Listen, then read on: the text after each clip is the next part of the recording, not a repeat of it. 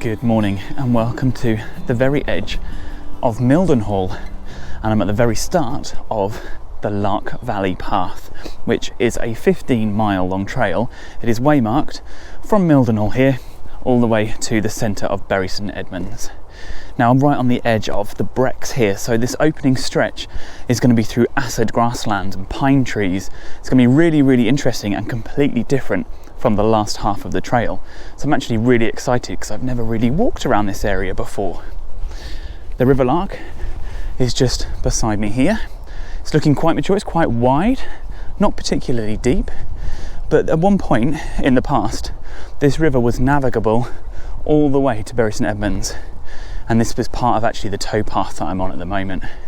So I'm just heading up to Barton Mills. I'm going to cross the really busy A11 and then I'm going to be right out into the countryside heading towards Icklingham.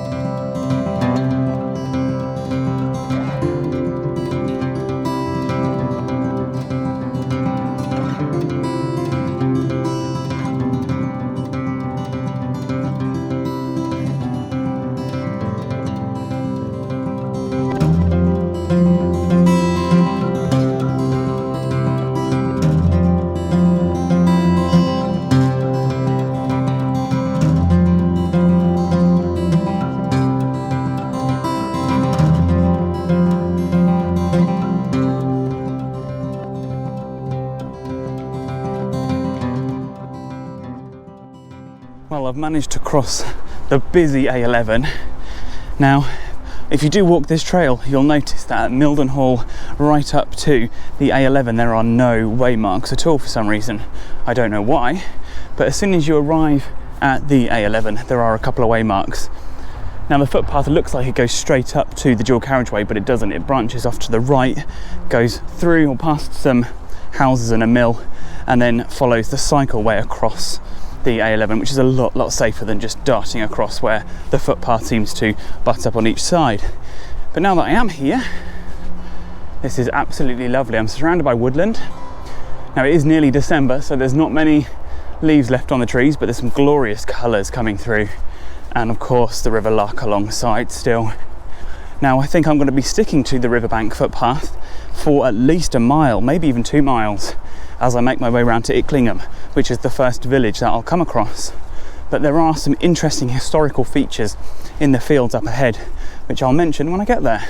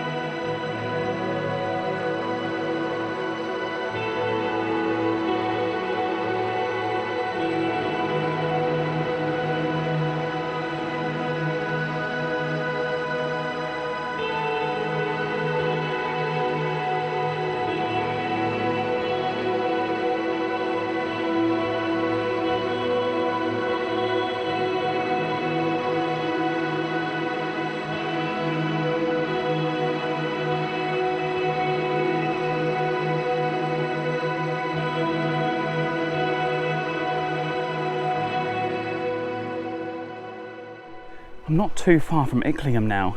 I'm just strolling along the lovely River Lark just behind me down here. But I've just come across these tracks. Check this out. massive section of tracks down here, and looking at the footprints, it looks like deer. So this is a major thoroughfare, and if I turn you around this way, you can see how they make their way down the edge of the river here, and then through the reeds there. There's numerous little tracks up that they've taken, and then on the other side of the river you can actually see where they come in from over there. So there must be a massive herd that lives in this area and uses this way as a thoroughfare from one side of the river to the other. It's quite amazing.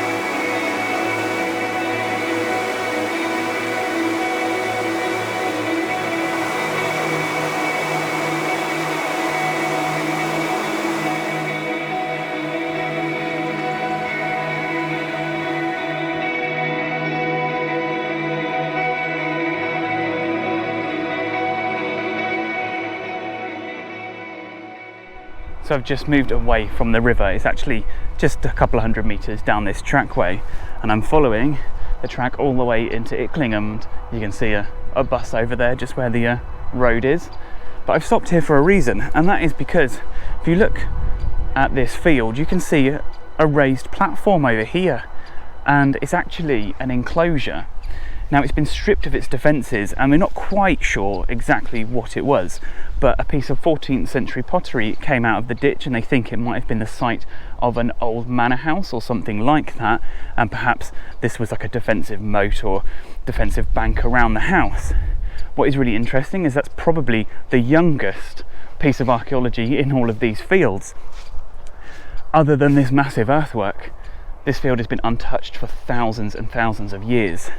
Now there's lots of monuments here and plenty of finds that date all the way back to the Neolithic and Paleolithic period, so thousands of years ago, where hunter-gatherers and early farmers would have lived and worked this land, and it's actually very close to the Icknield Way, which is one of the oldest roads in Britain.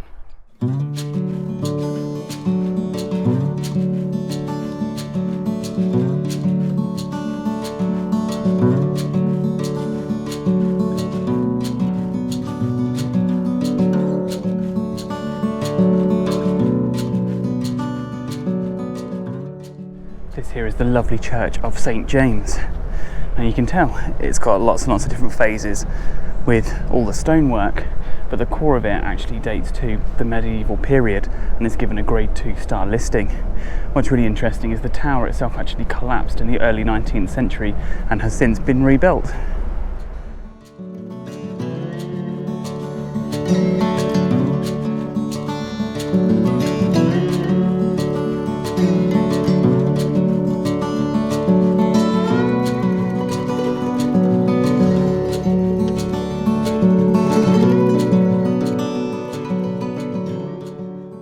Briefly just stepped off the trail. The road is literally just 100 metres up there, specifically to check out this field, and initially it might not look like much, but you can see some earthworks in here, and this is actually a Civil War earthwork. It's a sconce with 4 angled bastions in each corner, and although you can't see it very well from the ground here, from the air you can really see the shape of it. Now it was largely levelled in World War II when this pillbox was built, and it's probably to prevent it from being used as a defensive site if the Nazis ever did manage to invade here. But it is an amazing site and one of only a few Civil War earthworks in this area.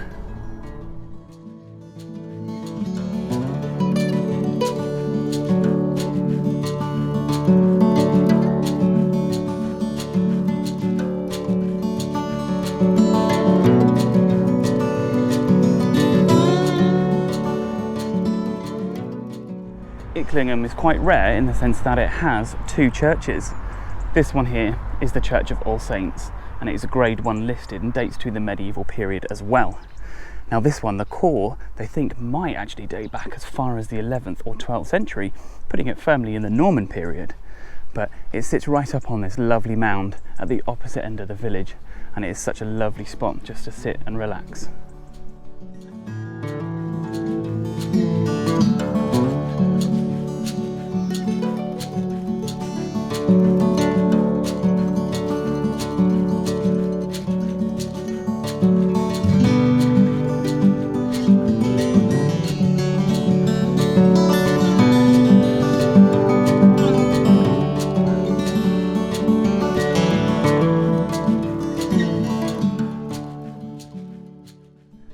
This type of grassland here is very common in the Brecks, and it's a type of acid soil underneath, and it is very free draining. Now this field and the one alongside are particularly important because the whole area is a scheduled ancient monument, and this is the site of Icklingham Roman settlement. Now if you actually look across the fields, because the sun is starting to dip a little bit low, you can make out a few earthworks. I can actually see a potential ditch running all the way down here and one running down towards a walker over there with her dogs. Now over on the far side of the field over there was actually the site of a Roman villa, and it's one of numerous buildings that are known to have existed in this area. What isn't known is actually the extent of the Roman settlement. Now as I say, this field and the one alongside are both scheduled, but they did a massive magnetometry survey back in the 90s and they couldn't find the southern extent of the settlement, so it could extend way down that way. What's really interesting is its location, so close to the original prehistoric Icknield Way path, which potentially had been Romanised because of the straight sections, but roughly a mile in that direction is another very straight, what appears to be ancient trackway, which could have been the Roman road. My money is on the original Icknield Way being Romanised, based on the fact that it's a bit closer, only half a mile in that direction, and the settlement seems to extend down that way all the way to the east. It is also known that there is a Roman road that ran from Ixworth, which is probably, I guess, 10 miles in that direction in a straight line, that ran east-west to join up with the Fen Causeway on the edge of the fens in that direction.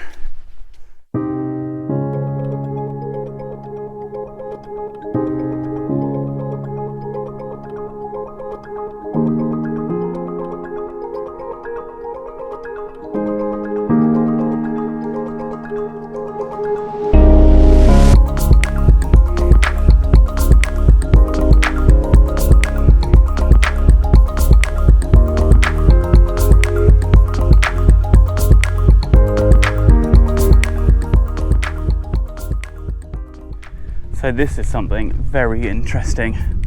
This apparent sandy trackway is the actual line of the Icknield Way, which is one of the oldest roads in Britain. It actually joins on to the Ridgeway, some probable 100 miles or so that way, and goes all the way up to Thetford and beyond, but it's a bit harder to trace beyond Thetford, and likely continued all the way to the coast, very similar to the Peddars Way. This is where the Lark Valley Path actually starts to join the St Edmunds Way, which is the long distance trail that I did a couple of years ago. I'm now going to follow the trail down in towards Lackford, and I've actually parked at Lackford and I took the bus to Mildenhall this morning because I thought I would divide this 15 miles down into two sections, mainly because of the fading light. There's only about 6 hours or so of decent daylight at the moment. So I'll be continuing very soon along my Lark Valley Path from Lackford all the way to Bury St Edmunds.